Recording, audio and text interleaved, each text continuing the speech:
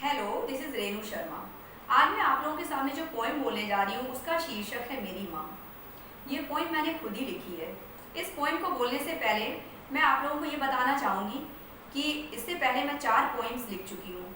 सबसे पहली पोएम मैंने इंटरनेशनल योगा डे पे लिखी थी जिसका नाम था योगासन।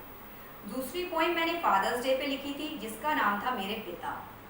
तीसरी पोएम मैंने डॉक्टर्स डे पे लिखी थी जिसका नाम था डॉक्टर और मरीज। और चौथी पोएम मैंने वन महोत्सव पर लिखी थी जिसका नाम था वन संरक्षण। अब ये मेरी 5वीं पोएम है जिसका नाम है मेरी माँ, जो कि इस प्रकार है। एक माँ की क्या पहचान होती है, एक माँ की क्या पहचान होती है। माँ का माँ होना ही माँ की पहचान होती है। माँ का माँ होना ही माँ की पहचान होती है।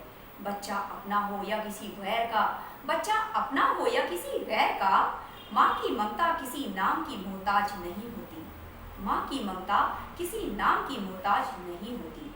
मेरा मानना है कि माँ वो आंचल है, माँ वो आंचल है जो किसी की जिंदगी संवार देती है, जो किसी की जिंदगी संवार देती है। और खुद दुख दर्द की आग में तपकर भी, खुद दुख दर्द की आग में तपकर भी बच्चे को दुलार देती है, बच्चे को दुलार देती है। जब नन्हा सा शिशु गीले में भीग जाता है, जब नन्हा सा शिशु गीले में भीग जाता है तो माँ उसे सूखे में सुला खुद भीग जाती है, तो माँ उसे सूखे में सुला खुद भीग जाती है। वह बच्चे के लालन पालन में कोई कसर नहीं छोड़ती, उसे अच्छाई बुराई का फर्क बताती है और नन्हे से शिशु को बढ़ाकर इंसानियत का पाठ पढ़ाती है, और नन्हे से शिशु को बढ़ाकर इंसानियत का पाठ पढ़ाती है।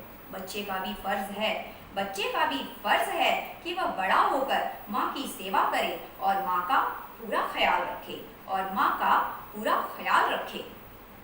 माँ को पूरा सम्मान दे, माँ को पूरा सम्मान दे जिसकी वह हकदार होती है, जिसकी वह हकदार होती है।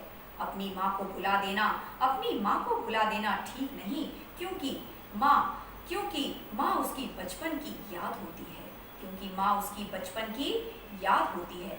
मैं अपनी माँ से मिली हुई सीख आज तक नहीं भूली।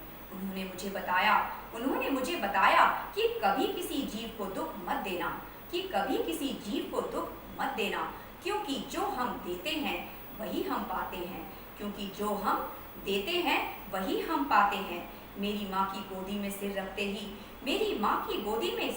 ही मानो सारी कायनात मेरी हथेली में सिमट आती, मानो सारी कायनात मेरी हथेली में सिमट आती।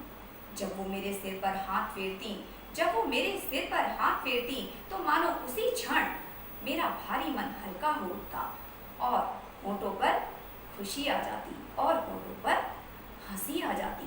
माँ कहती हमेशा अपने ज़मीर की सुनना, माँ कहती हमेशा अपने ज़मीर की सुनना, क्योंकि ज़मीर ही वो ताकत है जो कभी किसी को गलत राह पर चलने नहीं देता, जो कभी किसी को गलत राह पर जाने ही नहीं देता, और हमेशा जीने की सही राह दिखाता है, और हमेशा जीने की सही राह दिखाता है। उनसे सलाह मशवरा कर मुझे बड़ा ही अच्छा लगता, मेरे दिल को बड़ा ही सुकून मिलता। वो सकुशल जीवन जीने की प्रेरणा देती और हिम्मत बनाती। मेरी माँ का रूप मुझे बड़ा ही मन भावन लगता। एक बार मेरी माँ बीमार पड़ी तो मैं खूब रोई, लेकिन उनके ठीक होते ही मेरी जान में जान आ गई। उन्होंने हमेशा मेरे आंसू पोंछे, मेरा ख्याल रखा, और अब मेरी बारी है उनका ख्याल रखने की। रेणु का है कहना कि अगर पूजो तो माँ देवी है, अगर मानो तो माँ गुरु है, क्योंकि अगर सही गुरु मिल जाए तो जीवन खुशहाल लगता है, वरना जीवन बेकार लगता है। तभी तो कहते हैं कि वे बच्चे बड़े ही खुशनसीब होते हैं जिनकी माँ होती हैं, और जिनकी माँ खुश होती हैं समझो कि भगवान खुश होते हैं, जिनकी माँ खुश होती हैं समझो कि भगवान खुश होते हैं।